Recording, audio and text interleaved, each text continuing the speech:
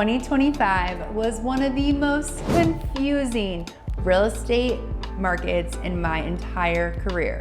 Buyers were stuck, sellers were super frustrated, and every single person was asking me the exact same question. What in the world is happening in the Colorado real estate market? I want to walk you through what 2025 actually looked like.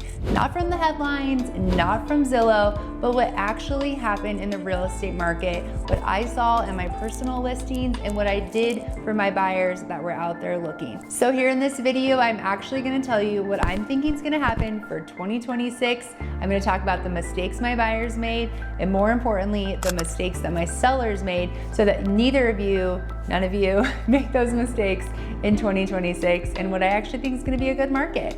Okay, so let's start with how 2025 actually felt. It felt slow, it felt uncertain. We were seeing price reductions, but not enough to affect the market. Everyone thought there was going to be a crash, and there was so much confusion. But here's what the reality was. The market wasn't broken. It was actually normalizing. And let me tell you why. After years of extreme market conditions like 2020, 2022, 2025 was actually the first year that buyers had an opportunity to sit and think through their market strategy, and sellers actually had to have a market strategy to come to market. So in my opinion, it was probably the most normalized market we've had in a really long time. Okay, so in 2025, inventory was up overall, but that didn't actually mean that the inventory was weak. What it actually gave us is an opportunity for the real good listings that were priced well, showed well, that actually still sold, but the ones that were weak and didn't come to the market with strategy, those sat a lot longer. So although they felt like a lot of properties were sitting on market,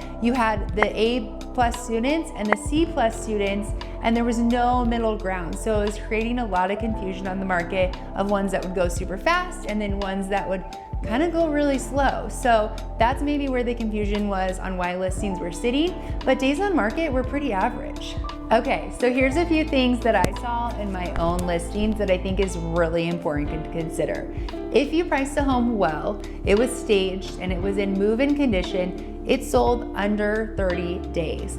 If you overpriced it, it didn't show well, it was dirty and not staged, then you could see upwards from 60 to 90 days, and sometimes those homes wouldn't even sell. I always go back to location, location, location, because that's one thing you can't control, but if you can control all of the other factors when you list a property, then your property will probably sell. So in my experience, all of those things are super important, and buyers really took that into consideration this year.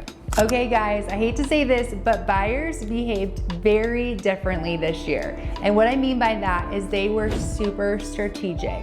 They were methodical. They asked for rate buy downs, price reduction, concessions, inspection items. They basically asked for any kind of opportunity they have to save money, because not only are they coming in at the top of the market, but what they're doing is they're coming in against interest rates, and they had a lot of negotiating power. I'm gonna put together a slide of all the money that I've saved my buyers this year, and I promise you it will get you really excited. If you're a buyer, seller, we're just gonna have to have a better strategy to come to market.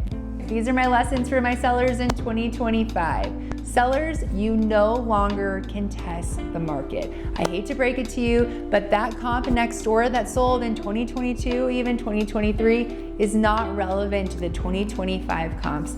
Nobody cares, not even your mother. So what I want to say for you sellers, you have to come to the market prepared. You have to have a strategy, and for the first time, you probably are going to have to negotiate on something. So if I were you, I'd put your best foot forward so you get as many offers as you can.